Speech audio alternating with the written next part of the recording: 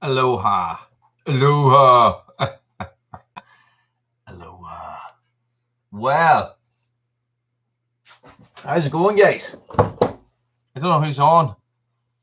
I'm just setting up my light.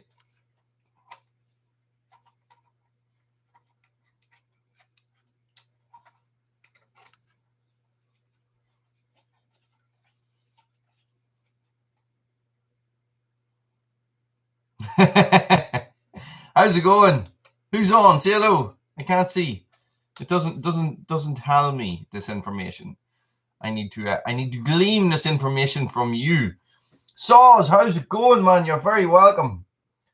How's the Massey? All right, just getting this organized. Woolly is as unorganized as usual. What's the crack, guys? How's everybody doing this evening? It feels like spring is in the air. Roddy, how's it going, man? Thank you very much for your video. I loved it. I loved it. It was so, what's the word? It was so personal. It was so personal. It was brilliant. I loved it. It made me laugh. Made me a little bit teary. I understood a lot of it. That stuff you spoke about, that medication you spoke about, I used to take that as well. I didn't find it as bad as the other stuff I was taking, but no, it was brilliant, man. It was brilliant. It's the message. It's the message. The message was perfect. I loved it. I was blown away. I was blown away. I love your little woods at the back of your house as well. I would be very tempted just to go and cut some of those trees down, but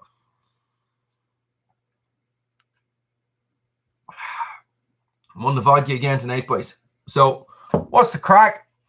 What's everybody been up to? It's been the sun has shone for 3 days this week. Garrett, how's it going? Guys, it really feels here that like spring is on the way, like spring, summer, just, we're Ginge, how's it going? Pat, what's the crack? I don't know why it is hiding your messages, Pat. Oh, so because you have a skunking. So apparently YouTube doesn't like skunks, Pat. Oh, great. Hey, so it's great. Dan, how's it going? English Woodsman's in the house. It's great. The weather's just been great. Great. I don't know if you guys follow me on Instagram, but did I post them on Red Branch? But guys, I went down to Red Branch today to get Bruno out for a run. Nice, Garth. Nice. Pilk, how's it going? Guys, I made a parachute teepee today. It was cool as. So it was really cool. Pictures are up on Instagram. There's a video coming on Red Branch Bushcraft, guys, but probably not for like 3 weeks. So, oh no. What? Hang on, Pat. You really have a pet skunk now? I remember when I was in Montana, we used to be driving down the road and you would just get within like 5 miles of a skunk that had been hit by a car or something. But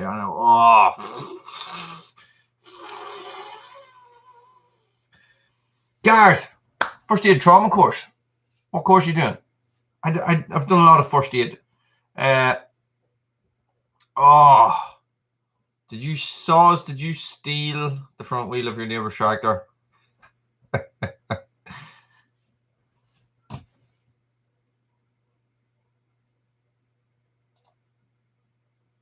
Man, Garrett, I have so much dogs in the house. I have so much first aid stuff. It is unbelievable. So I've been doing remote emergency care for 20 years. So REC, we call it here. Where are you again, Garrett? You have to remind me. Mediarb. Oh, Mediarb. Okay. So it's for tree work, I take it. So it's like so much stuff. Like I find bags. I have my EMT. I'm an EMT as well, so I have my EMT kit here and everything. So, and it's just, yeah, in Wales, yes. Oh, 2 moderators, 1 vision. I don't know about that, Roddy. I think we might have a moderator fight. Really? Vet as in veteran, or vet as in veterinarian? So yeah, I've done. You see, the way it works in the outdoor industry, guys, when you're an outdoor pursuits instructor, no matter how highly qualified you are, if your first aid certificates are out of date, none of your qualifications are valid. So the way, so, but you have to do it every 3 years. So when I lived over in Achill, I would have been doing, he knows his stuff, Gareth. I would have been doing what we call a rec course, Gareth. It's probably very similar to what you're doing. It's about dealing with casualties in remote. It's called remote emergency care. So you're dealing with casualties in remote areas, and it's sort of like packaging and dealing with these casualties and keeping them comfortable and keeping them alive for long periods of time. So we would have done Rec 3 for 20 years at least. So you do that every 3 years, and then Rec 4 for probably about 10 as well. And about, I think I'm 10 years qualified as an EMT, which in Ireland is the qualification you need to be. In the UK, to call it a PTO, I think, a patient transport officer, operative, or something like that. It was a 6-month training course. Very good course. Very, very good. Very, very, very, very, very good course. Did you know that Woolly is licensed to administer 9 different drugs, 3 of them being injections? Now, if that does not make you afraid, it's a good course. I don't think so, Roddy. I think I can get these fighting. But a little bit of axe work at the start of the week, guys. I got some really good Dr. Woolly in the house. Yeah, guys, I am actually on a practitioner's list. Like, you know, like a doctor is a practitioner. So I think that is the general. I think that's what they call it, a list of. Yeah, practitioner. Yeah. So it's not. It's the next qualification up is a paramedic, but it's like a 3-year course. Do you know what I mean? Like, it's a massive step up, massive, massive, massive. But it's good crack. I used to be really, really, really, really, really into that side of stuff, into remote emergency care and into emergency medicine and stuff. Hang on, Roddy. What is it, Rod? Yes, please. What, Wally? I missed that. Guys, get them thumbs up right now. 14 people on, 3 thumbs up. Get them thumbs up. What were good videos? Oh my, yeah, guys. I came across the videos are starting to come up on my news feed from when I started to do 1 video a day. So I came across these videos yesterday where I built 2 log sheds out the back. Oh, injectable drugs. Thought you were talking about me log sheds out the back, Roddy. Mark, how's it going? So only intermuscular, no intravenous. I'm sorry to say. So like I have a few more axe videos coming out. I have a couple of splitting videos coming out. I have what do I have? I have a double bit versus splitting maul video coming out. So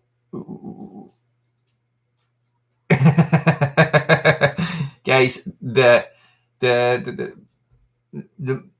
most serious thing I've dealt with medical wise was a very bad spinal injury in the surf when we were surfing one time, and that patient had to be airlifted. No, what am I saying? Oh, Pat, I am actually subscribed to a lot of you guys. A lot of you guys that are on here right now.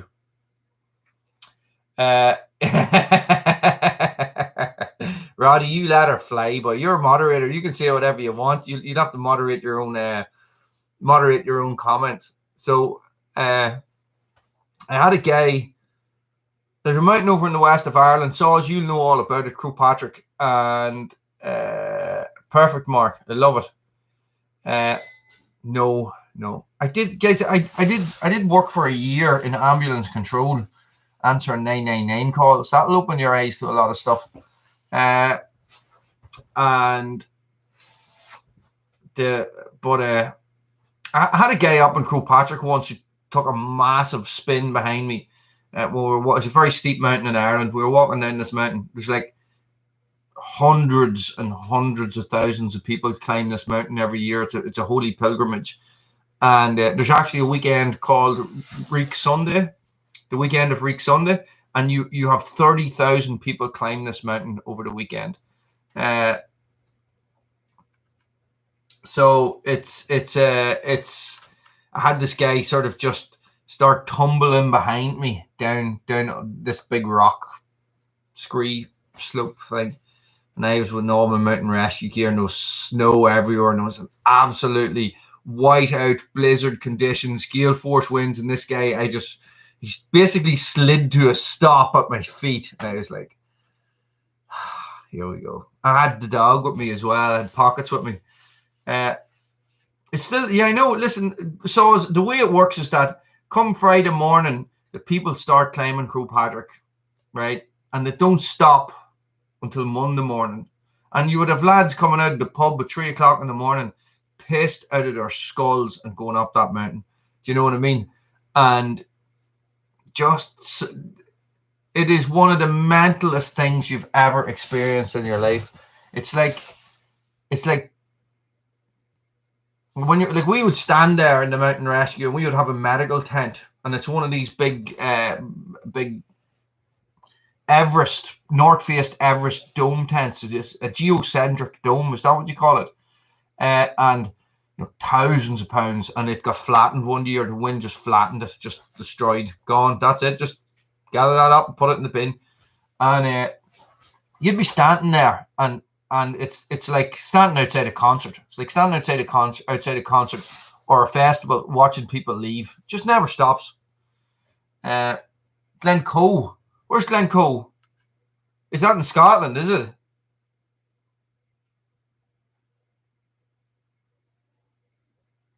Jesus, Pat, that's crazy. See, so people are crazy about that mountain. Crazy about it. But you gave in a blizzard, waist deep snow. This guy bounced off about 50 rocks, and we ended up. No, I've never done any Scottish climbing. I've done a bit in the Alps, in the Italian Alps. Me and Siobhan used to live over in the Italian Alps, and this guy ended up with spinal injury and stuff like that. And we were 5 hours in the snow with him. I was tough, boy, trying to keep him going for 5 hours in the snow. Very minimal equipment as well. There was lots of people there, lots of people helping, but it was good. Yeah, it's good crack. These mountain rescue guys that go out and do this, they just, at that stage I was well fit to do it. When I was in the mountain rescue, I was well fit to do it. Climbing mountains all the time. Like you go to work and you'd be hill walking for 6 hours, or you go to work and you're hill walking for 3 days in the trot. Sometimes we used to do like a 25k walk. So you walk, camp, walk, and then you do that 3 times in 1 week. So you walk one day, camp, walk for half the next day, and walk again, and just do stuff like that. That's good.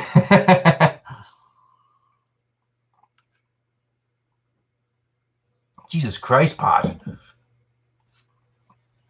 Pat, that's mental.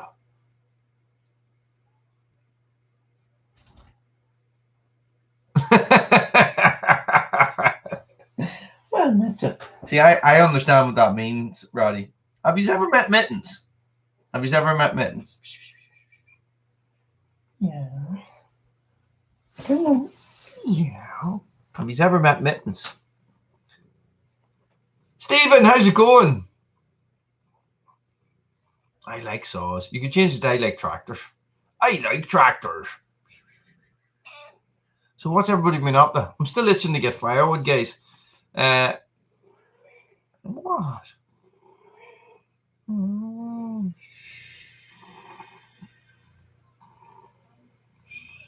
No, I haven't, Pat. I haven't. Mittens has got his ears down. He's not too happy about what's going on here. Yeah. Oh, he wants to love, you see. He doesn't get a lot of love anymore because every time he makes an appearance, Bruno tries to eat him. Well, not really eat him, just sort of chase him. So I was splitting wood with the double bit axe. It's a pity what you call him's not on. Bearhard Outdoors isn't on. So guys, I have named the double bit. It has a name already. It's called Bearhard. Okay, and that's after Micah, who gave it to me. So I was splitting wood with him. I'm going to say Tuesday. Could have been Wednesday. Could have been Monday. I don't really know. And my God, splits very well, very well. I'd love to get it into a bit of ash or something, a bit of nice straight grain ash. But Jesus, you know, it fairly pops that wood open. The cat has a habit of getting up on my shoulders like a scarf. So yeah, that's it, Doug. Mittens, are you okay? I don't know if you can you hear him purring?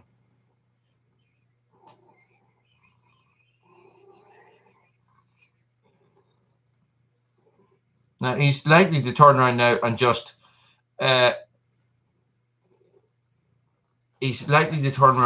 like sink his claws into either side of my face and bite my nose.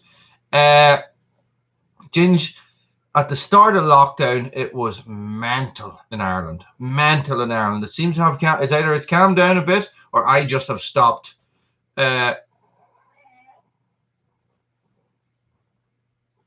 You cut Roddy, and the video was brilliant. And Fidger Lat Gilga. I understand bits of that. Ow! I understand bits of that, Pilk. I understood bits of what you sent me on the other thing, but when I put it into Google Translate, it didn't understand it.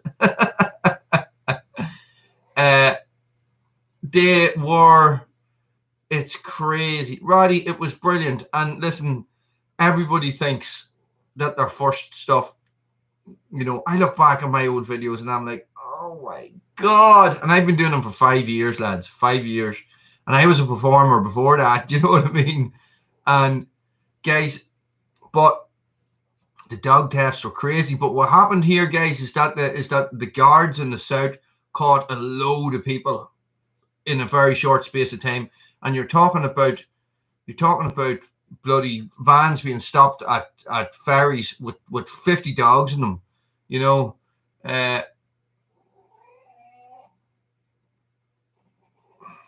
Indiana Doug, that is a terrible thing to say. Nobody deserves to get their dogs stolen. I saw that, but them dogs have been stolen for ransom. That's what they're stolen for. No, Pilk, but Siobhan went for a moonwalk yesterday. She's into her stones and moons and stuff like that. So you stop biting me.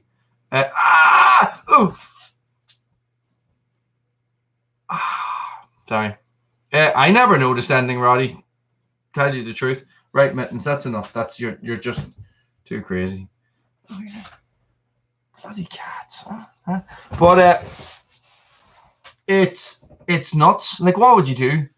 Like what would you do? Like, how many of you have dogs? How many of you have dogs? You know, like, they shot the dog walker 4 times in the chest. Jesus Christ of Almighty. That's mental. That is mental. No way, Mike. Well done as well. Guys, that's 2. That's Roddy and Mike. Guys, get in those comments and say congratulations to the boys. You know, that's brilliant. I'm only messing, Doug. Only messing. I know it's crazy. Guys, somebody I know wants to get a German pointer, the same as Bruno, right? He's talking about £3,000, €3,000 for the dog. 3,000. That is 3 times more expensive than my first car. Roddy, I'd be in the gun cabinet. Hey, I would be in the gun cabinet. Good man, Saws. Excellent, Stephen. Guys, it's crazy. A dog, in my opinion, somebody stealing my dog is like somebody stealing my child. Okay, and I would go bananas. I'd go bananas. It's really warm up here. Don't be looking at my big fat belly or my big fat back.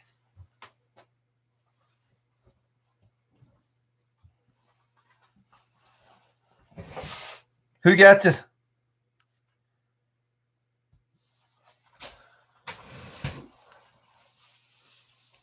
Yes.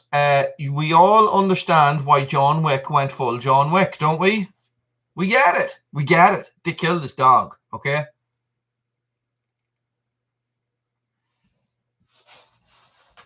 And Ginge, was that over your dog? Like I was reading something on one of the German pointer groups, and the guy was talking about being out for a walk with his dog and getting back to the car, and those boys at his car waiting for him to steal his dog, and they put him, and put him up against the car. I think one of them had a knife and everything, and it ended up in a big fight, and he ended up beating one of them, and they ran off and got in his car and drove away, and I think that was somewhere in England, Ginge, so it's crazy. No, it is all over social media. And what we had here, guys, is we had one of the biggest buy and sell pages stop selling dogs, right? So the big thing they're talking about here in that, Jesus Christ. And what sort of a dog is it, Ginge?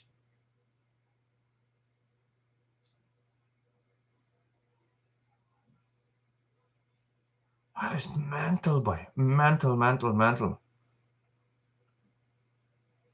Yeah, same here. Same here, Mike.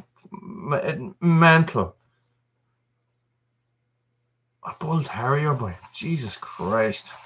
My brother's got a bloody he had a bull terrier and he had to get rid of it. He has two Jack Russells and he just has got a pit bull. Sort of a pit bull cross. It's a gorgeous dog. Lovely dog.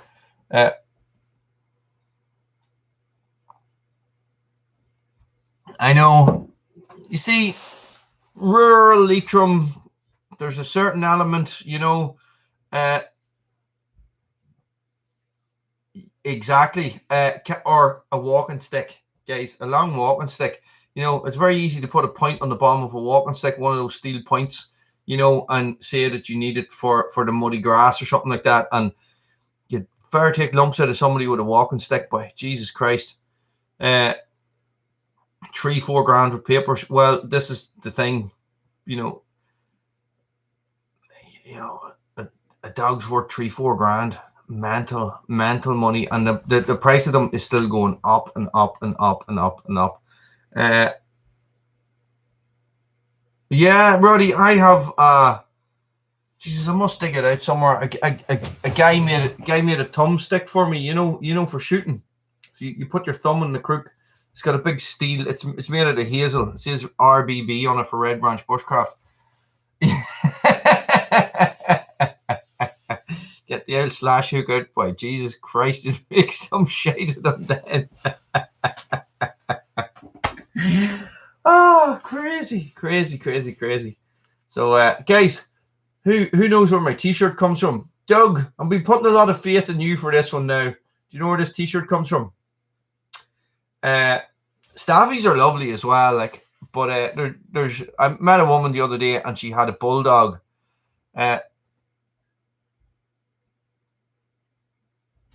80 dogs, boy. 80 dogs. And you see, the thing is, right, they go around here, they drive around the country.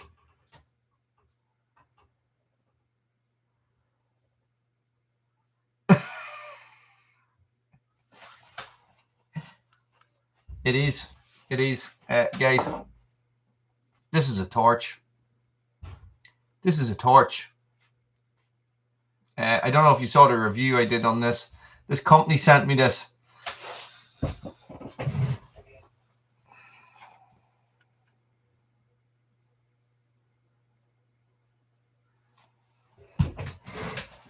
The company sent me to do a review on this torch, and this is made by a company called Brynite.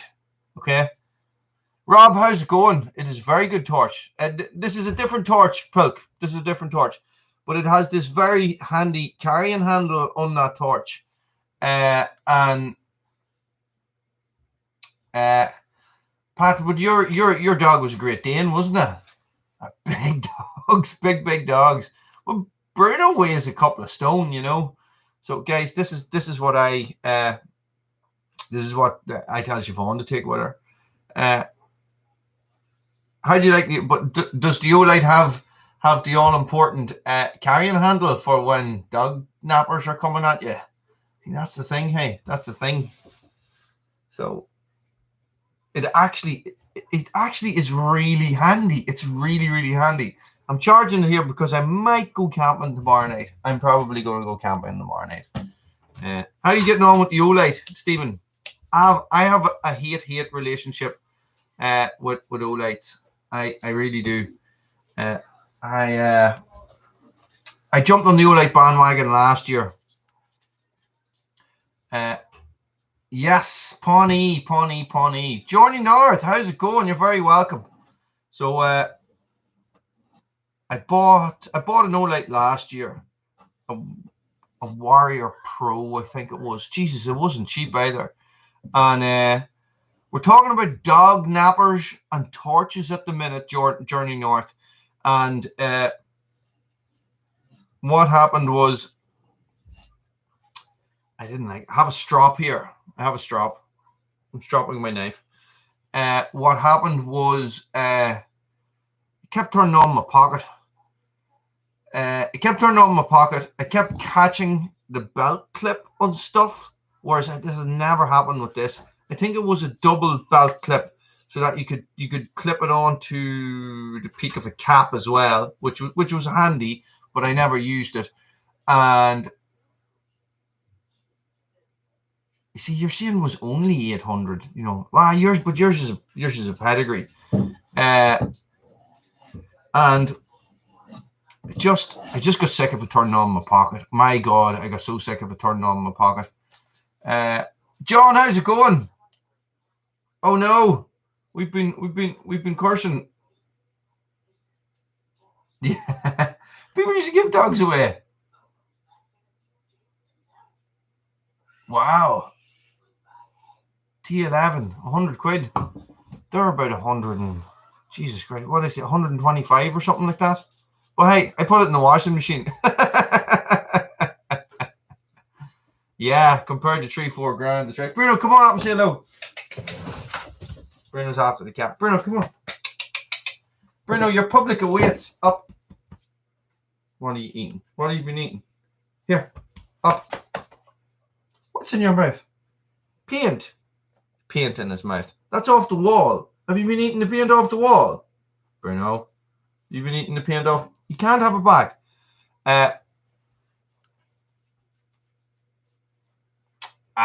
Yes. I know the one you're talking about. Here, Bruno, up. Bruno. He's making a fool of me now. Come on, Stella. Yep. Good dog. You, he wants the cat, you see. Yeah, 40-pound cat. Imagine. Bruno, here, look. Say hello to everybody. Bruno, see the cat, look. He wants to annoy the cat. He loves annoying the cat. I do need to do a Bruno t-shirt, actually. I must get the t-shirt sorted. I'm starting off very, very slowly with the t-shirts, guys. They're just going to be like, it's just going to say like Woolys World here and well on the back. So I just want to sort of see. I don't know, because maybe I'll just these guys. What I'm looking for with somebody to take over these t-shirts, guys, is I want to say to somebody, right, look, there's 50 designs that I've already got made up professionally, right? I want you to take them designs and come up with cool t-shirts. There you go, and then sell them for me. A quid is like $1, like a buck, Doug. So yeah, he sort of does his own thing.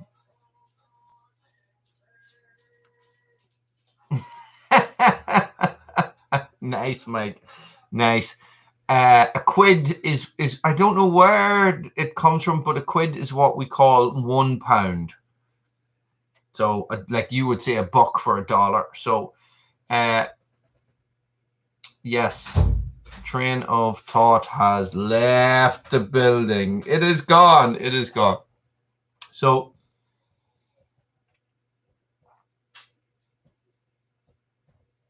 guys, torches are handy thing. This is sort of on the big side for me, but believe it or not, Pilk, this is the same size as the torch that you won in the giveaway, Pat, that you very nearly won, but it just is so much better. It's so much better in your pocket. It's just so much better design. There's more thought gone into it. Yeah. Just the same as a book, Doug. Exactly the same. So, and they're sending me another one. So this one is 1,600 lumens, and they're sending me one that's 2,600 lumens. And I think it's about the same size. So, and it has this very handy dog protecting ring. Oh, hello, Bruno. You're back. He's back. Watch this stuff.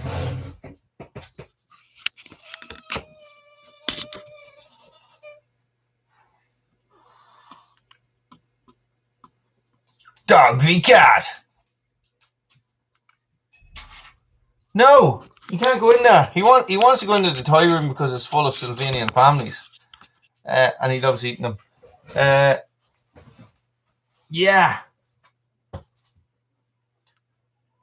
You got a big bag of files. This? No. Just that thing for kicking people's asses. The puncher annihilator thing.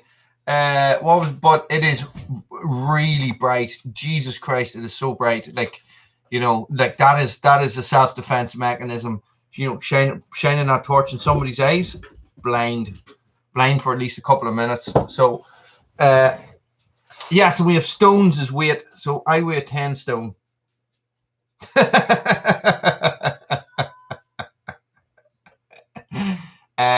Yeah, I'm Roddy, what, did you win something? I like head torches as well. I have loads of head torches, you know. So the problem being is that you just can't get this brightness in a head torch. You really can't. And I don't know what the Olights are like. That Olight I had just sort of put me off. But they are sending me, this Brianite are sending me a head torch as well, because I have a lot of experience in this type of EDC torch. But when it comes to head torches, I have 30 years experience. You know what I mean? Yes, Mark, I found 3 head torches in the glove box of my car of the pickup. So it's right here, buddy. It's right here. Yeah, sorry, Roddy. Sorry, man. Sorry. Did you?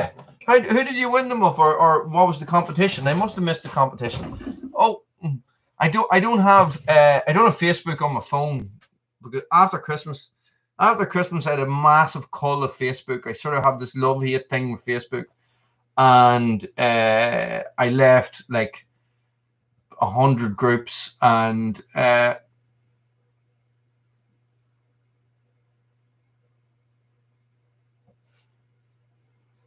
Buck greenbacks, you know. Oh, I get you. I get you. Oh, there you go, Grumpy Toad, a man with the message. Well done. No, my ears are lowered for last week, I think. So I don't have Facebook on my phone anymore, so I miss loads of stuff, and I'm sort of happier that way. I have a tendency to let Facebook really take over, where I'm checking stuff all the time. Yeah, I'm sure it is, North. I'm sure it is. And I use winter at the moment. Use our winter at the moment, aren't you? I have a Toyota Hilux. A Toyota Hilux, which is the pickup of choice for insurgents all over the world. So it's no, they don't sell them in the UK, Stephen. Not on eBay, but you can buy them on Amazon, or you can buy them on Facebook. So eBay have a really strange law here in the UK about selling knives and stuff like that. We can buy axes and all that crap, but you can't buy knives, and it's the dumbest thing ever. You know what I mean? Yeah, guys, the problem with Facebook is that I have my business tied up in it, you know. So having the business tied up, I still get certain notifications. Are you rich, Saws? Are you a rich man? I'm waiting. A rich man? Well, you might be a rich man, but you get a Land Rover, you won't. Yes, a Hilux is a good. I'm going to say a truck because the guys that are on from the States are going to be going. But a Hilux isn't a Jeep; it's a Toyota. Really? Sorry, Mike. We very rarely get a Hilux petrol over here, and if you do, love it, Roddy.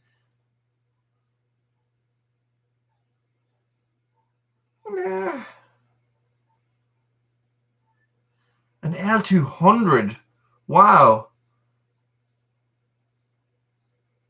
Where are you, Toe? Where are you, Toe? I was looking at getting an L200. I always wanted a Hilux, and it was a toss up, L200 or Hilux. And I was going for an L200, but I wanted a Hilux. Do you know what I mean? But I was going to have to settle for an L200, which is a Mitsubishi, guys. A Mitsubishi make amazing cars and stuff like that. But the Hilux just came up at the right time, at the right price, and I bought that, and I'm so glad I did. Yes, it still is, Doug.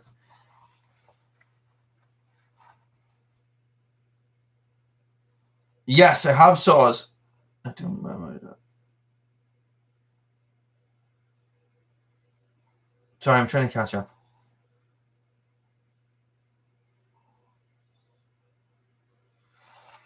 I've gas or 5 Toyota. What's that, Mike? But you just have Tacomas, don't you? Toyota Tacomas. Like we don't have trucks like you guys have over there. Our trucks are small. Like the Toyota is what's that new Ford called? The Ford Raptor, is it something like that, or Ford Ranger? Like that's the biggest truck we have on our roads. I have a Laplander saw. I have about 15 Laplander saws. Have you seen these, Stephen? You can get these cheaper. It's a Laplander. It doesn't have the coated blade, and they're orange. So yes, I would agree. Look, guys, it's the same as a Laplander, but it's not a Laplander, and it's orange, so you don't lose it when you're in the bloody woods, which used to happen to me all the time. Roddy, if I did not have that pickup, I would not have Red Branch Bushcraft, and I would probably not have Woolys World YouTube. It just opened so many doors, right? It just opened so many possibilities came from having that pickup truck. Like being able to drive places and get wood, get firewood, you know, I had a Volkswagen Passat Estate before that. Yeah, it's a Forerunner is just a Hilux with a back, you know, so it's not a pickup. Every man deserves a Toyota Hilux. I'm serious. Hey? I'm serious, guys. I had a Volkswagen Passat Highline Estate. Well, Pat, you have. Well, the ones here are sort of like they're a little bit bigger. Hang on, I'm answering Pat's message here. The Rangers here are a little bit bigger than the Hilux. Not a lot, but they're like the biggest truck on our roads. We don't like. I remember being over in the States and being like, Jesus Christ, you know what I mean? But it just is so handy. It's so handy. The thing about it is that I only have road tires on it, guys. And what I've noticed is that it makes a massive difference to your off-road capabilities. Jesus Christ, you can go nowhere. Like a field, any sort of moisture in it, if you stop moving, you're stuck. No matter what you're driving, I think it's the same anyway. I would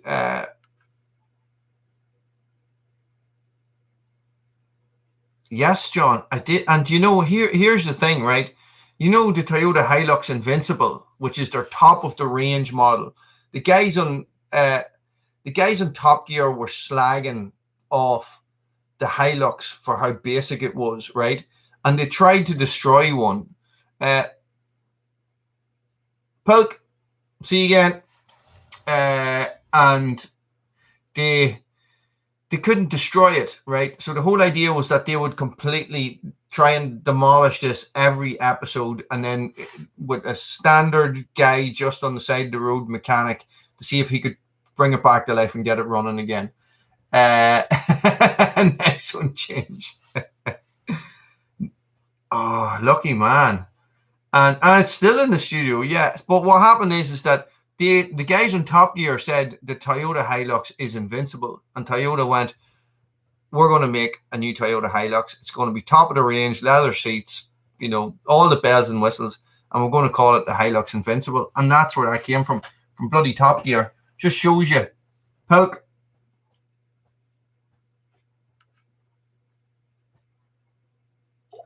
It shows you the power of television, like, doesn't it?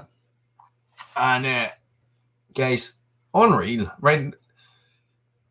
The Passat Estate, a Highline Estate, leather heated seats. No, Pat, it didn't. It was an early 1988 second-hand one they had as well. Like, it was in rough shape to start with. But guys, the Passat was like, you know, luxury. Like, this yoke was class. You know, all the temperature controls and everything, and the heated seats and all. Was £55 for 2 windscreen wipers. You know, I was like, the Hilux is £9 for 2. You know, I'd be drilling holes in the Hilux and everything. You know, just putting cables in and just pulling the dashboard off to do stuff. Whereas you just wouldn't have touched it. You wouldn't have touched the Passat. It's just such a difference. Chalk and cheese. You know. Yes. Yeah, those fast tracks are mental. You see a lot of them about here. You don't see a lot of them at all now. So it's. But listen, I would recommend it if you see, like, I know you guys over in the States and Canada and stuff like that are going, why are they even talking about this? Yeah, it needs a hitch. That's the thing.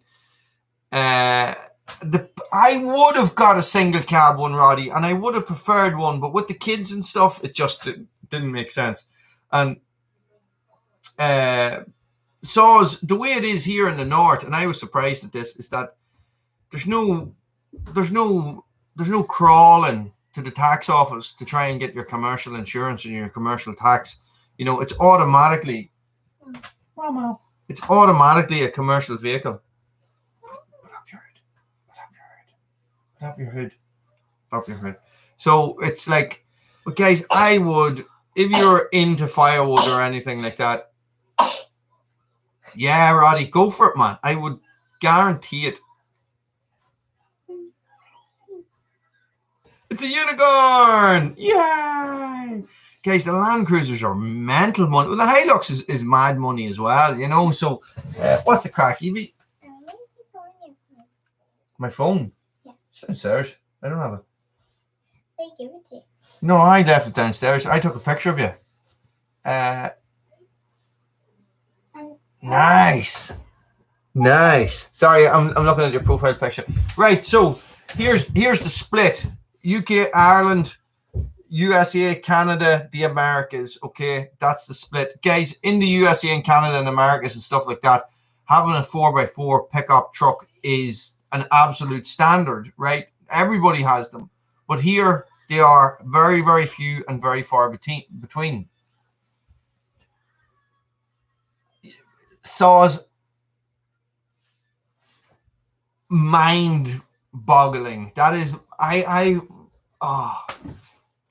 that is a joke. You know, so, oh, here comes trouble. Evie's looking for that. Don't let Evie have it. Why?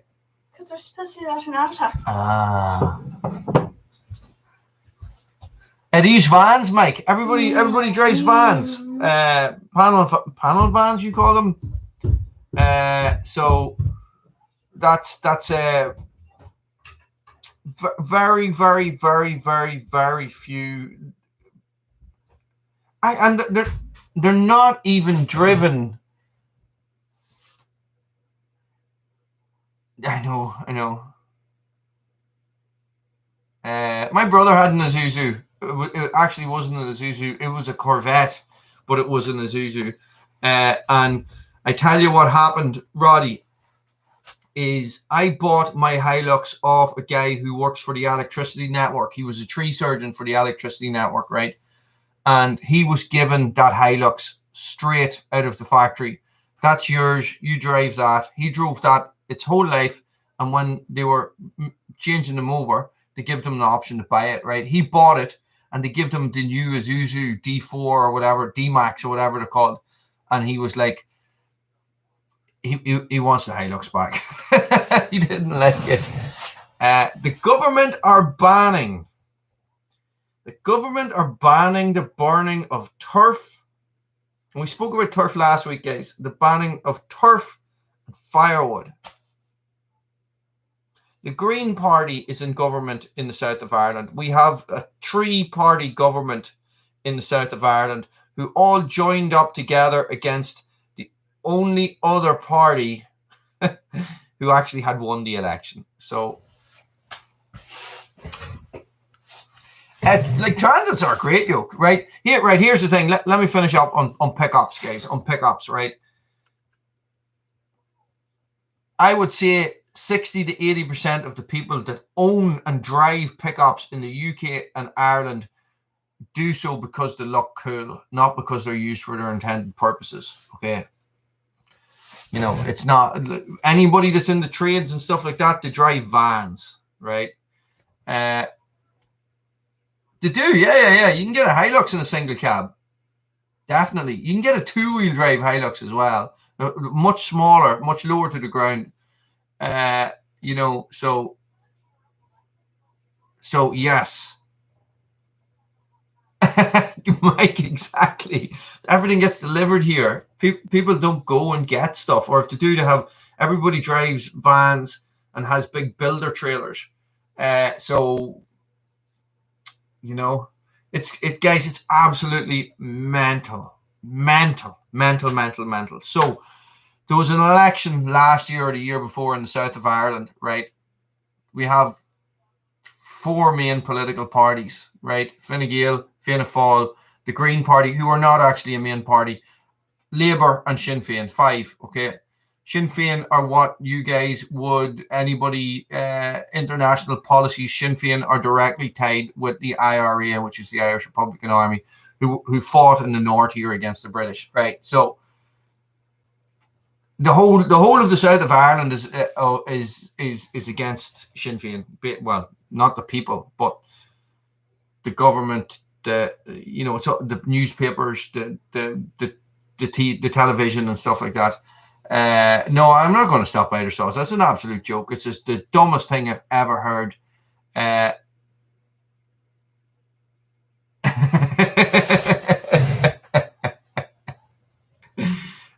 So so what happened is that Sinn Féin won the election, right? And the ruling parties couldn't have that. They could not have that Sinn Féin in power. So all the other parties got together and joined up and made one party, except for Labour. I think Labour was left out. So, which means that the Green Party got in, right? The last time the Green Party got in on a coalition government, they got absolutely annihilated. But anyway, so the Green Party's in and they're trying to make big noise. Hey, listen, I agree with a lot that the Green Party goes on with, but the burning of firewood and the burning of coal is the dumbest thing I've ever heard in my life. When you think about the carbon footprint there is to put heating oil in your house, you know, it is, Roddy, it's a joke, right? It's to do with cities, but you're talking about where Saws lives. I like Saws, you know, in the west of Ireland, where everybody burns turf, right? So, do you know what I mean? Stephen, you're right. It's not. Where everybody burns turf. So what they're talking about doing is, you know, you're not going to be allowed to burn turf. Now, you're talking about people who've been burning turf for hundreds and hundreds of years, you know.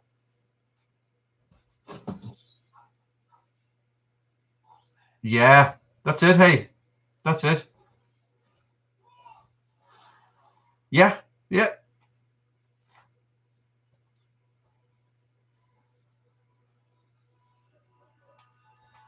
That's it, John. You boys know way more about this than me. When I was over in Achill, I was, you know, a wannabe bog man. You know, I only cut the turf for 5 years, like so. Turf, Mike. Maybe Saws and John could probably explain it better. It's peat. It's peat. It's soil, right? So in the peat bog, and you cut it out, and it's nearly like modeling clay, but you cut it out in big long strips, about maybe 5 inches square, maybe 2 foot long. Yes. Yeah, you can. Yeah, yeah. It's sort of peat, but it's very dense. Okay, it's very, very dense. And you cut it out of the bog and you leave it sit and it dries. And it dries on one side and like a crust forms on it. And you have to turn it in the sun and then let it up and stand it up in like a pyramid and let the wind get at it and dry it out. Listen, if you get the clinkers and get the good stuff, Saws, it's like coal. Pete Burns, Roddy. Pete Burns. There you go.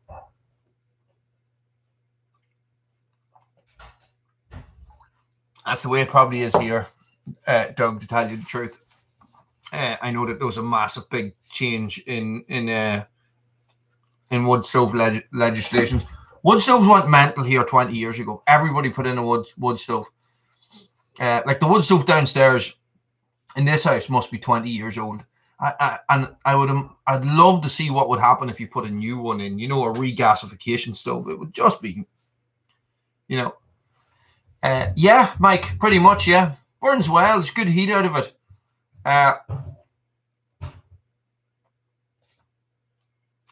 See, Roddy, see. There's good heat out of it, but it's very dirty. It's very dirty. There's no amount of ash out of it, like so. It's not like having a nice fire, a nice coal fire that burns on the ash, or sorry, a nice wood fire that burns on the ashes or anything like that. I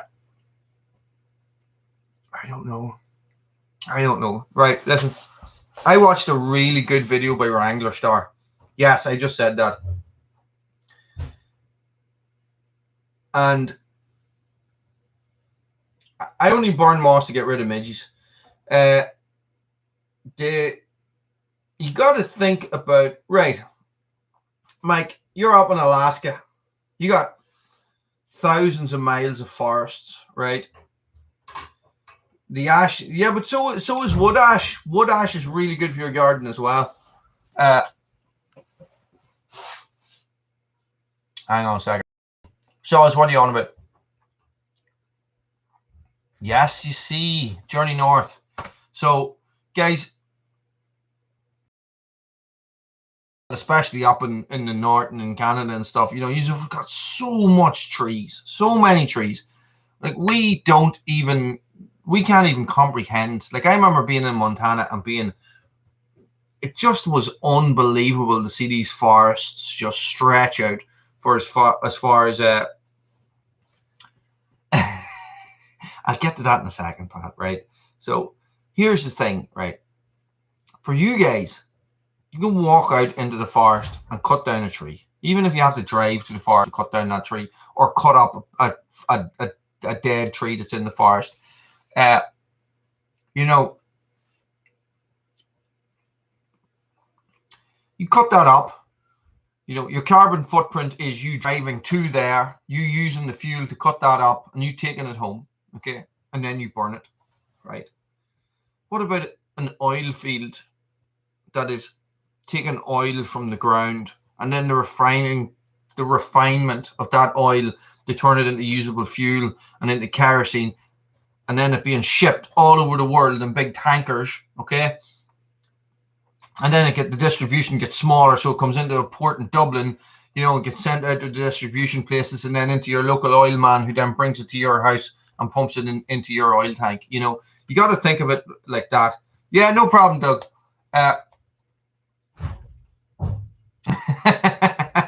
I love it, mate. I love it. I love it. I love it. You know, so for them people to turn around and say, oh, it's bad for the environment to burn sticks and to burn turf.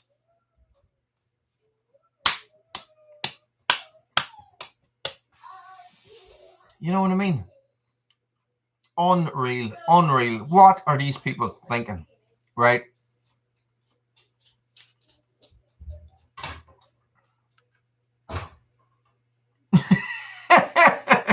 Right, hang on a second.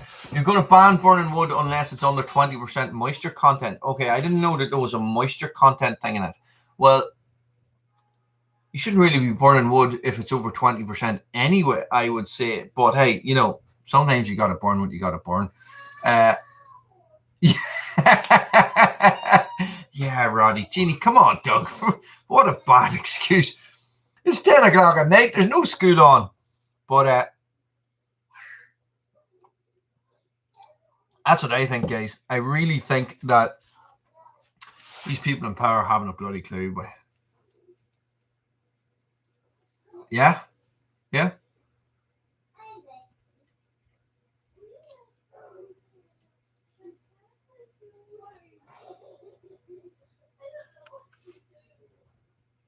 It's crazy, guys.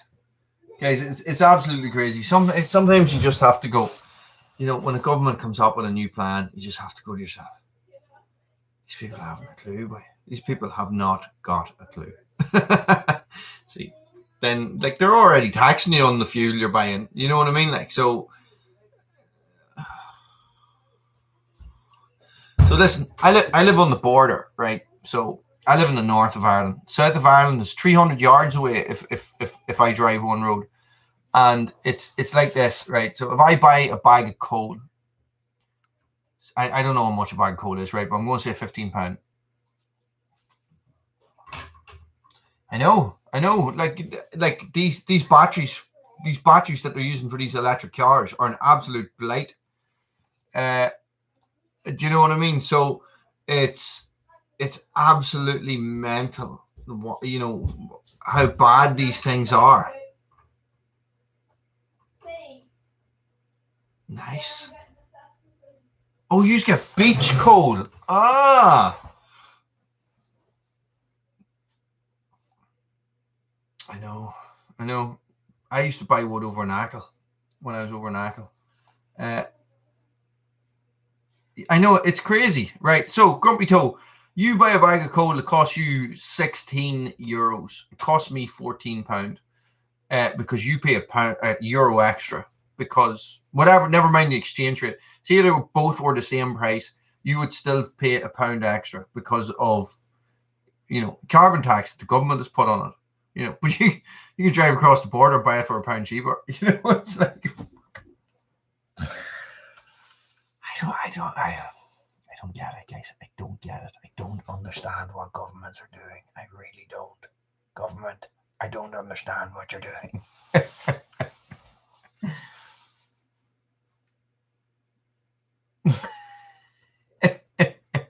No, neither do I. That's the thing. I don't know what the.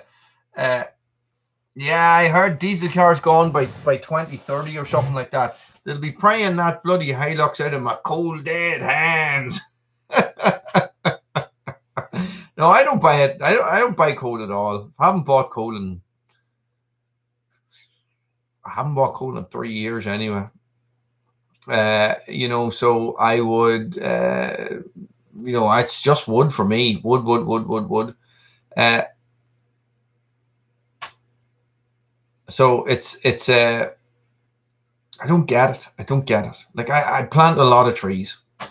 So I'll have more trees going in soon as well. So when you think about it, I maybe burnt 8 full trees last year. No, I'm still burning them. Do you know what I mean? So and those 8 trees were going to fall down anyway, you know, and possibly hurt somebody. So oh,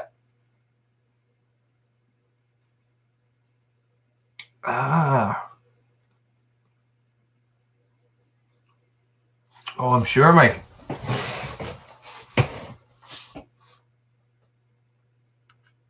Yes. Yeah, Pat. Exactly. Yeah. So, no, a diesel-powered electric tractor. That'll be the next one. Hey? Like it's crazy. I had never heard of beach coal until I was watching one of those Alaskan programs. It's crazy. Well, I don't know what was the name of that one. What was the name of that one with the family? It used to be good. They had a couple of diggers and all. Used to be good. They shot bear and everything. You know, they were pretty out there. What was the name? Oh, I can't think of it. And then boys would go down to the beach, you know, collect coal off the beach, and I thought that was fascinating, you know. And it's just a pit. Oh, here. It's driving up the road today. Alaska, the last frontier. That's exactly it. Guys, so there is 3 stags on the mountain beside me here. Three red stags, right? And one of them has a load of wire caught up in his antlers, and the wildlife officer from the forestry came out because he has to shoot it, right? And one of them's a spiker as well. He has to shoot that. So they're very, very closely they very closely control the number of deer on the mountains here. So they're only allowed 8. So when the wildlife officer was out, he said that he had seen a red kite in the area. Now, I don't know if you guys are into your birds or anything like that, and but I love raptors. I love birds of prey and stuff, and I've always been really into birds since I was a young lad. Got more into them when I was a teenager. And but he said there was a red kite. Red kites are not something that we see here. He's going to shoot them, Stephen. Shoot to kill. And he, because they're potentially dangerous. This is the problem with them. A spiker is dangerous because it has an unfair advantage over the other stags. Really. But anyway, listen, let me finish this, Mike, and I'll get back to you then. So I was driving up the road today and the kite flew over the car. I near crashed the bloody kite over the truck in the village, right in the village here. I near crashed the truck. So I pulled up the road. I've never seen one in the wild before, but I just knew it wasn't a buzzard. Like, we have buzzards here, and we have peregrine falcons, and we have kestrels. So it was more like a kestrel, but a huge kestrel. Yeah, they're all protected here. Buzzards have made a massive boost.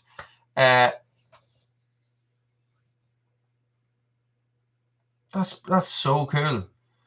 Yeah, that's the thing, Roddy. So listen, farmers say to me, "Oh, the buzzards eat the lambs." And you're like, "No, they don't. No, they don't." Buzzards, yeah, James. Buzzards are more rounded. The wings were really long, right? And it was bigger than a buzzard. Probably not bigger, but just bigger. And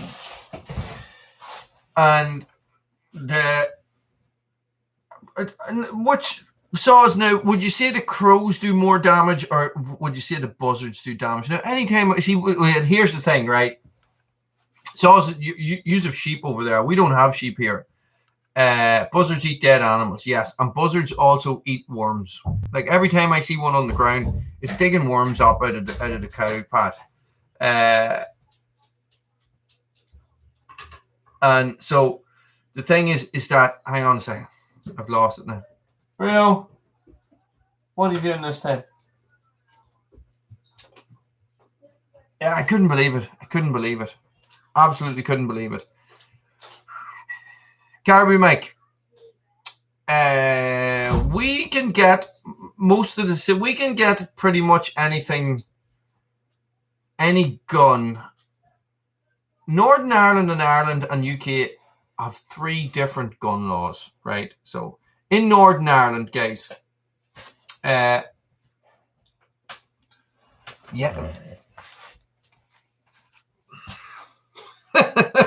I know. You're in. Look, who's that? Okay, so there's what? No. Look, he's after the sweets. Look, he loves the sweets. You're not real, Doug. The moon's not real. So if you want to confuse a conspiracy theorist, and they start talking about the moon landing being fake, go. You believe there's a moon?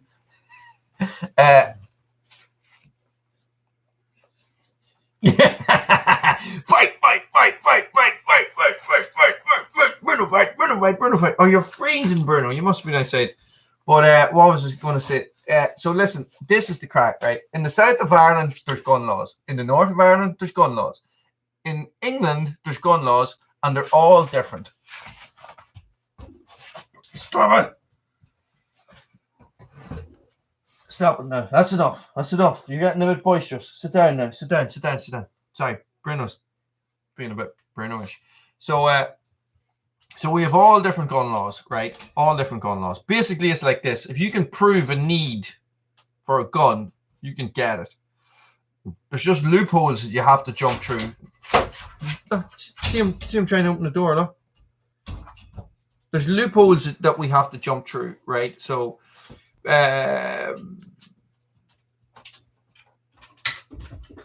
like you can't walk into a shop and buy a gun. You can't. You need to walk into a shop and you need to put a deposit on a gun. Then an application form needs to be filled out. You need to get a 3 farmers' permission to use their land or have your own land. Yeah,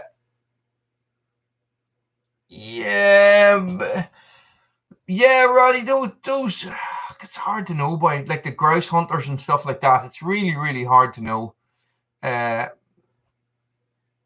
really like I generally just don't get involved in stuff like that. I just sort of sit and say, right, listen, everybody's entitled to their opinion as long as people, aren't going out and slaughtering these things, but people just really don't understand things, I know that's a very general thing to say, but and that's what it is. So to see something new and to blame it for something that's happening, so all the rabbits are gone. That's because of all the buzzards, and people say that to me about around here, but there hasn't been rabbits around here for 20 years, and so back to what M&J Handyman Services. How's it going? What's the crack, man? So so in the south you can have all different calibers, but no semi-automatics. Well, you can get semi-automatics, but only up to a 22 caliber. Jesus, you see, Golden Eagle is something special. You know what I mean? Like, it's something special.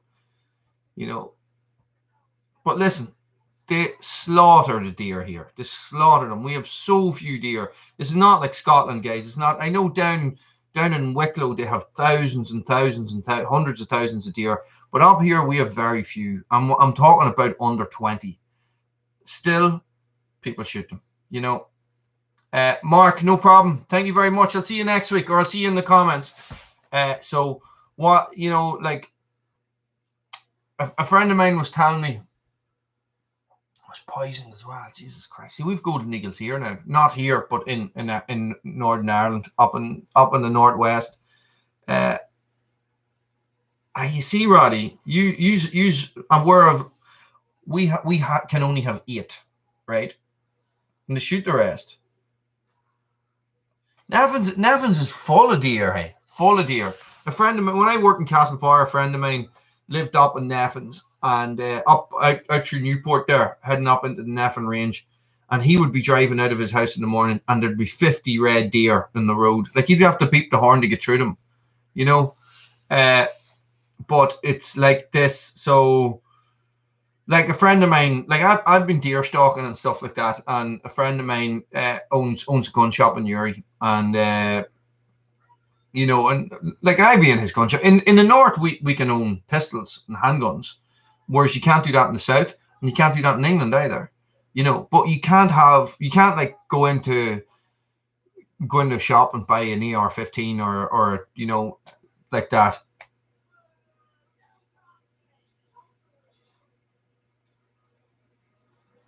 Ah, really? I thought you guys could buy pistols and have pistols and stuff like that. I know in Montana, Jesus, the family I lived with in Montana, he had about 50 guns. Wild donkeys. Well, you see, this is what I was going to say, is that the people around here, yeah, yes, so like I remember a good few years ago, somebody going out across their land and finding 30 goats in the field shot. No, I can't have a flick knife either. That's against the rules. So I know a friend who has a concealed carry license. He can carry a pistol, right, on his person all the time. He has a license to do that, right? But if he stopped and he says, I have a concealed carry license, there is a gun on my hip, blah blah blah blah blah, and they say, right, the police, and they say, right, I'm gonna search you, and he has a knife in his pocket, he can be arrested for having the knife.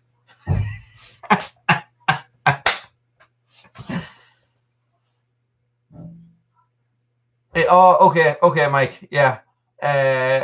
No, I have a semi-auto shotgun, and but that's only, we're limited to 3 rounds here for semi-autos. But like in the gun shop, there's semi-automatic 223s and stuff like that, and shotguns with 10-round magazines and stuff, semi-auto shotguns, like tactical ones and all that. But you can shoot these things in competitions. So you can own a pistol here and keep it in your house, but you can only shoot it at a licensed pistol range. So, John, my man, 395 Husky. I know. Listen, my guns sit there gathering dust. They're like my guitar that I've never played in my life. Bruno, are you back?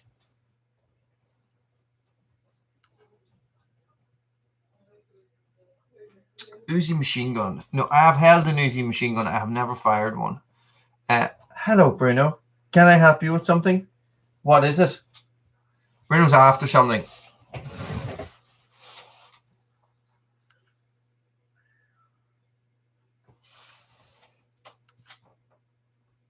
I know, it's mental. It's mental. So I really don't understand that, Pat. Sorry, I'm responding to Pat's comment here. I really don't understand that. So different gun laws for different states. What do you live on the border between 2 states and have different gun laws, or is it like that, or are they very similar?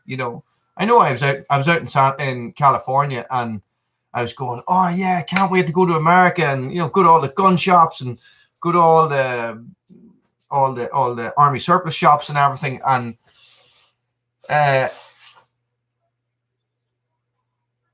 yeah, and it's like, I went to California, and there was no gun shops. There was 2 knife. There was 1 knife shop. down on the pier, and I came across one army surplus shop, and it was so expensive. I couldn't believe it. It was a terrible shop. Roddy, good man.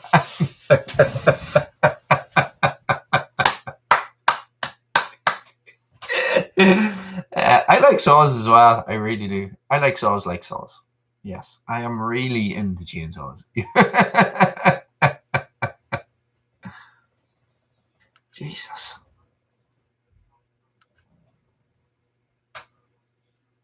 Yeah, but Pat, like what I'm trying to say is, if I lived in one state, right? Doug, Indiana has really lax gun laws, doesn't it? Some random state like that has got like complete open carry and stuff like that. You can carry a gun, and there's, you know. So, for example, if I lived in Texas, I don't know what states border Texas, New Mexico or something. You know, what would happen if I was a Texas person and I crossed the border unknowingly and got stopped by the police, and I was open carrying, which was legal in my own state? You know, what way would they look at that? Would you know? I do like dogs as well. Yeah, we call them dags. You like dogs? We like dags. We don't call them dogs. So you know, I always wondered about that. You know, so. It's and like the police, you know, we only ever hear the bad stories about the police being, oh really straight away. That is man, and it's like, is there leeway? Like on the ground, is there leeway?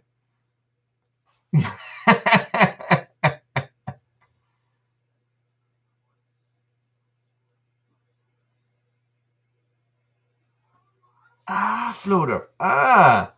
I think I was going to go to a gun shop up in the mountain somewhere. You like dags? But I ended up, I was in San Francisco itself, and there's an army surplus shop on that hippie street. I can't remember what it's called. Yeah, they do. Not around here, but in Wicklow they do. Which is about 2.5 hours south of me. They do an awful damage, and they can't control them. And there's a big, massive mountain range. Well, not a massive. For Ireland, there's a big mountain range there. Lots of forests, lots and lots of forests. So it's hard to get them. That's it. That's exactly it, Floater. And but I did go out to Half Moon Bay. What do you call that place? Floater, I'm going to be hitting on you for a lot of this now. The red aren't native. Oh, the Caledonian Pines. Which, right, okay.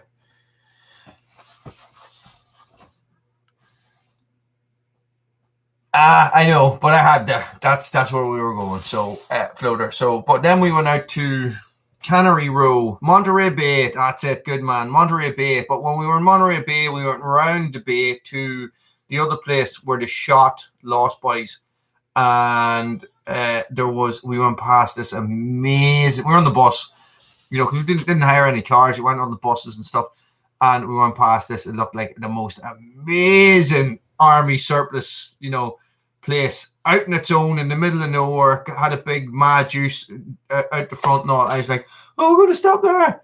It was Santa Cruz. We were going to Santa Cruz, yeah, and it was. I just should have stopped there. I would have just went mad. Give me that! I love a pair of these and a pair of that. Give me that rucksack there. Shove it all in there. You know. What can you do? It's some crack. I do love the old army surplus. It is something.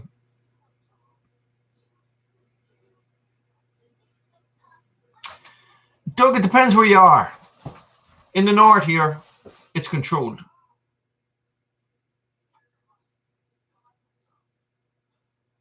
I didn't, John. I haven't even looked at it. Hey, I must get it out. Do you know what? I'm a little bit afraid of it because the compression on that, you can't. You can't even pull the starter. Hey, you can't even pull the handle or the starter thing. The starter. I must get it out and have a look at it. My mate said that he did have it going, so I keep saying, "Oh, I must get that saw on. I must go out and have a look at that saw because my auntie's going to be looking it back." Doug, it depends on where you are. Roddy's in Scotland. They have hundreds of thousands of deer in Scotland, but they also have hundreds and thousands of wild acres of land as well, which is something that we don't have here in Ireland.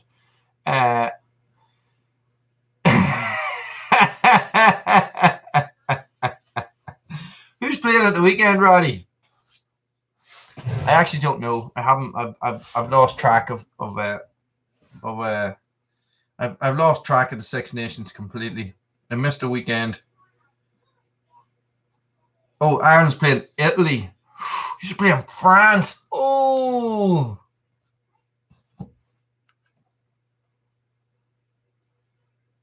Yes, that's exactly it, Doug. I didn't know that, Pat. So what happens here? No, you're playing France, Roddy. So what happens here, Doug, is that they get up here. They're controlled, and it's a consortium. Like, so people pay to shoot deer. So you need permission. You have to go and get your user playing France. We're playing Italy. So that's the way it works. Down in Wicklow, over in the west, over in Galway, like a friend of mine was telling me that they were shooting deer out the window of the house because there was so many of them. And I hope you do, Roddy. It'd be great to see. It'd be a great buzz for you guys. And whereas here they are such a magical moment to see one. Do you know what I mean? It's like seeing that red kite today, nearly crashing the truck. I pulled in and I was like this. I was outside the truck and I was walking around like this, and this woman stopped and she said, "Meep meep." She put down a window. I was like, "Yeah." "What are you looking for?" I says, "I'm looking for a bird." And she was like, you could see her going, "You're an idiot." Didn't see it again. I didn't see it again. But hey, listen, I know they're here now, so I just gotta find the nest. Yes, you have open carry laws, don't you? See, Doug, you gotta remember, this was just something else. Well, I remember 20 years ago hearing my first buzzard, and we never had heard them before. Jesus, yeah. Well, guys, when I was in Montana, I went hunting bear. With with an automatic rifle. Yeah.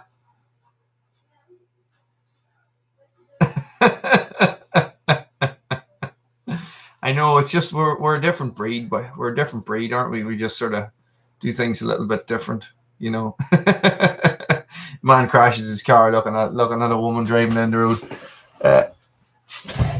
Really, a 303 Enfield. Did they take it off him? I know 303s were one of the guns that were taken. There's a big purge here in the south anyway, and they took all the guns off everybody, and basically what happened here in the north of Ireland, because of the troubles and stuff, and because of the war, up until the 90s, you basically weren't allowed a gun. Nobody was allowed a gun. Had a gun all the way. Nobody was allowed guns, and I think that once the peace process came along, and once they relaxed the rules, and they relaxed the rules, and everybody got guns. I think you could have got a shotgun, but you're talking about serious background checks. Like, the police called to my house all the time. Well, not all the time, but the police, when you're doing your application, the police called to your house. Shot an M1 Garand. Oh, no way. He had it in the FCA. Okay. An M1 Garand would be class. I'd love to shoot an M14. Sorry, M14 is like my favorite gun, and it's like the most impractical gun for me. Somebody of my size, I think it's like one of the heaviest rifles that the American Army ever used. But no, when I was in the States, I had a Ruger Ranch rifle, which is, it was kitted out exactly.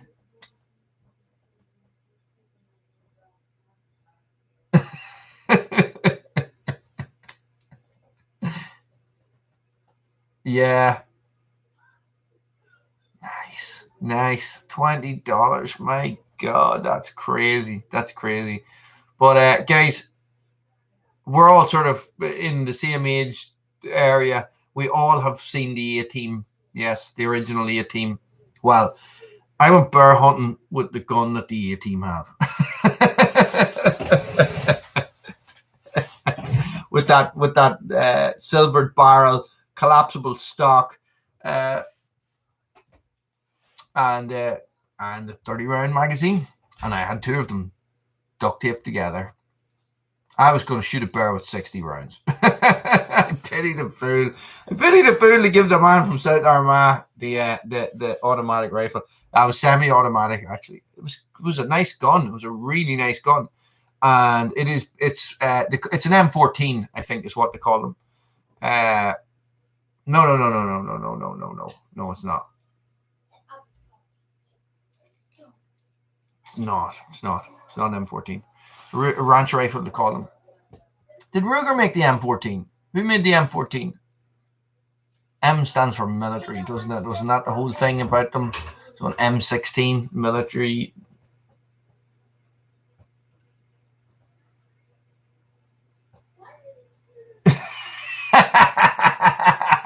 Go, Pat! Go! Yeah, ranch rifle 223. Yeah. So, guys, when myself and Siobhan were traveling around Peru, we met up with these 2 New Zealand fellas. They were in their 50s, I think. We were in our early 30s. They were in their 50s, and we were going to all these different places, and we ended up on like a 4x4 tour with them, like a 4-day thing, and we were all on the tour. And these guys were great crack. But one of them had been in the army. One of them had been in the army, and we got talking about hunting, right? And I was telling him about being in America. I was like, yeah, I was in America and I was hunting bear and all. He says, I know, I hunt wild boar in New Zealand. I was like, really? Boar? Geez, you must need a big gun for that. He's like, nah, you don't use a gun. You use a knife.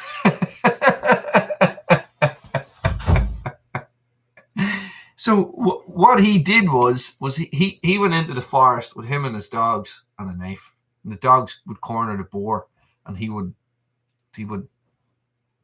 get on the boar's back and cut its throat. He could have been pulling my leg, but I was impressed. This guy had the wiry build of an ex-special forces soldier. He back in those days. Not like they all are. They're all like this now, aren't they? Your Russian AK. Well, there's maybe something you can get up onto your YouTube channel. I don't know how that would work. You can put on a Russian accent. That did well for your man, didn't it? What was his name? FPS Russia. Do you remember that guy on YouTube? What a loon, boy. So no problem. I'm going to have to head on myself because Jesus is 10:30. So, Doug, you can get out there. Oh, of course. Yeah. We have wild boar here as well. Very few and far between. Somebody has reintroduced them. I don't know who Steve Ranella is. Is that a YouTube channel?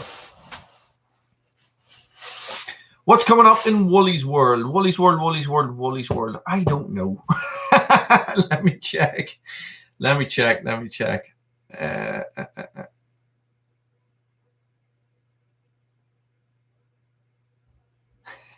Just got your message, Doug. Just got your message. And yours, hang on. Okay, let's have a look and we'll see what is coming up on Woolys World, guys. I can't open it up on the computer because you guys are there. Guys, by now, we will have passed 4,500 subscribers. Oh, Meat Eater. Yes, I've watched Meat Eater before. You did a board? No way. No problem, John. Thank you very much. Say good night to the kids for me. Guys, so coming up, what did you think of the Pat, the video I recorded especially for you? What did you think of the small axe versus big tree? It was a fun video to do. I really enjoyed it. Man, there is a lot of work in cutting down a big tree with a small axe. That they're just, you know, when you swing that double bit and it connects with the wood, it's like dunk. You know, it pops out a big load of chip. It really feels like you're doing something. But you see with that,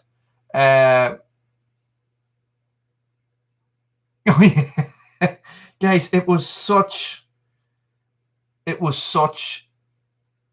a different experience, I have to say. It was enjoyable. So what have we got coming up? We have a little bit of it's not a competition. It's called How Many Swings, right? So I cut down a tree, and you have to guess how many swings it takes me. See, you love to see me sweat. It was about 12 inches. It was about 12 inches, yeah. So there's how many swings. There's a couple of chainsaw videos coming out, guys. So there's one about the Frankensaw, and then there's me felling trees with ropes is coming out as well, guys. Splitting firewood with the double bit axe, and splitting maul versus double bit. These versus videos, I'm sort of into a versus video stage at the minute.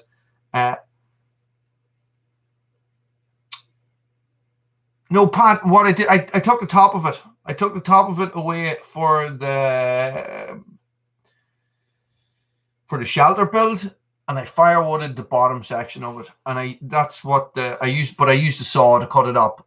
So the 365, the Frankensaw video, there's going to be a lot of. It's just, I don't even know if there's any talking in it. It could just be a saw ripping for 20 minutes. So and the felling trees with the dog cooter, my God, felling trees with ropes. Did you notice? No, it'll come out on Sunday. So there's links, there's questions asked in the next video that are answered in the video after. So it'll be, look at the rope. Can you see the rope? And then it'll be, where is the rope, and stuff like that. And the dog is stealing everything behind me when I turn around to do something. No, Pat, no. Oh, so listen, guys, the Red Branch bushcraft stuff as well. So what's happening is that I had some videos on here.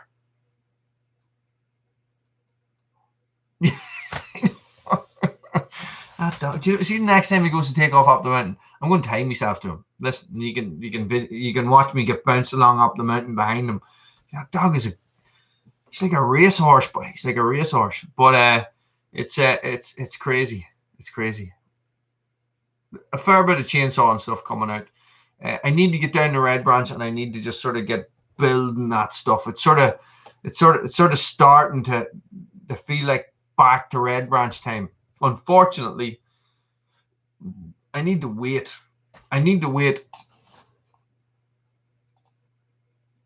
At least one, Mike. At least one. The M1A is the civilian version of the M14, but it's not made by Ruger, no.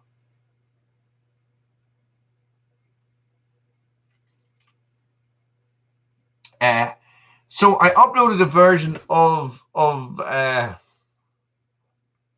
shelter build video to Red Branch Bushcraft. I'm just sort of using Red Branch Bushcraft to push obviously the bushcraft stuff, but sort of do a wee bit of experimenting while I'm at it as well, with different formats of videos and stuff like that, guys. And I know that 90% of you aren't interested in it, so that's fine. Don't be worrying about it. Don't feel like you have to go over there and subscribe. Yeah, M14s are semi-auto, but they're semi-auto 308s. You know, like, class. You cut down a tree with one of those. So that's just the way it is. So with the Red Branch videos, and this is what happens to me, guys, and this is how I start going back into old ways, you know. So I'm thinking to myself, oh no, I'm going to change this up and I'm going to see how this impacts the channel, you know. But now all of a sudden, you know, I have footage shot that's, you know, that's waiting to come out up until April, you know. So it's like, and this is why I'll suddenly go, you know, I'll start releasing a video. So I'll be doing like one video. I'll be releasing 14 videos a week, 7 on Red Branch and 7 on Woolys World. But yeah, that is the way of it. That is the way of it, guys. Another excellent firearms related Woolys World. Stephen, you're welcome back.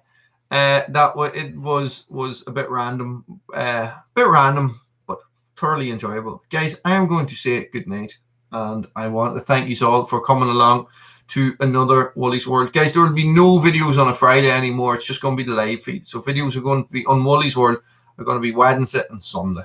Okay, Wednesday and Sunday, and every Friday is going to be for Red Branch Bushcraft. So listen, guys, keep the comments coming, keep the questions coming.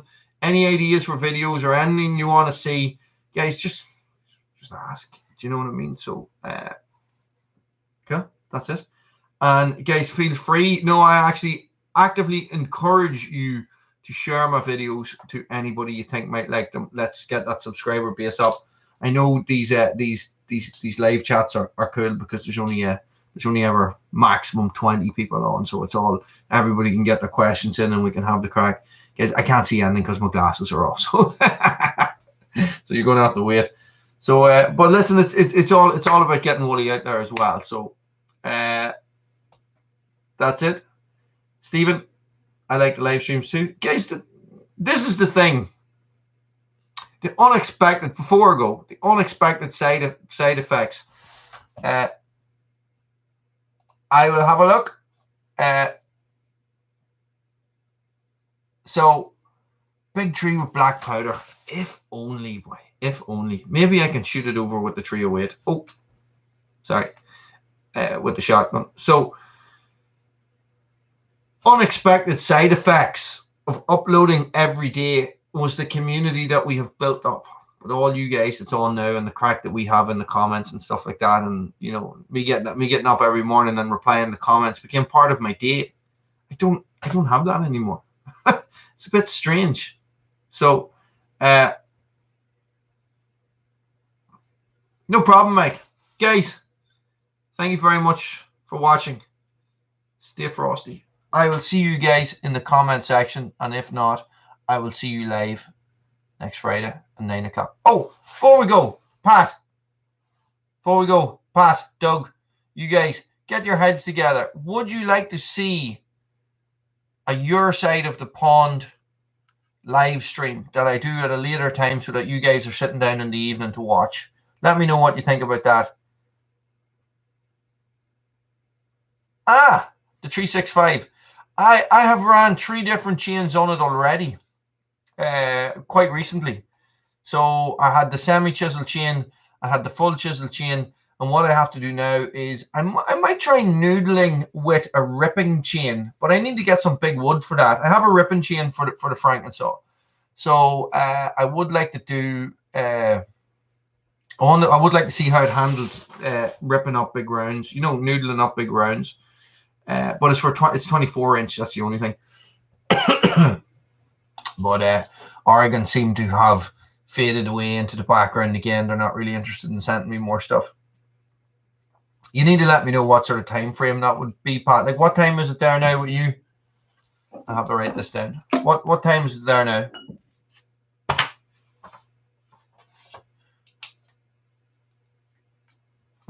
I'm going to say 10:40. Oh, it's 2:40. So you'd be talking in like 4 hours or something. So you'd be talking about 3 a.m. for me. I could see me Yeah, I'm talking 3 a.m. I could see me coming up here, setting up a live feed at 3 a.m. and nobody coming on. Or you guys coming on and watching me sleep for 6 hours.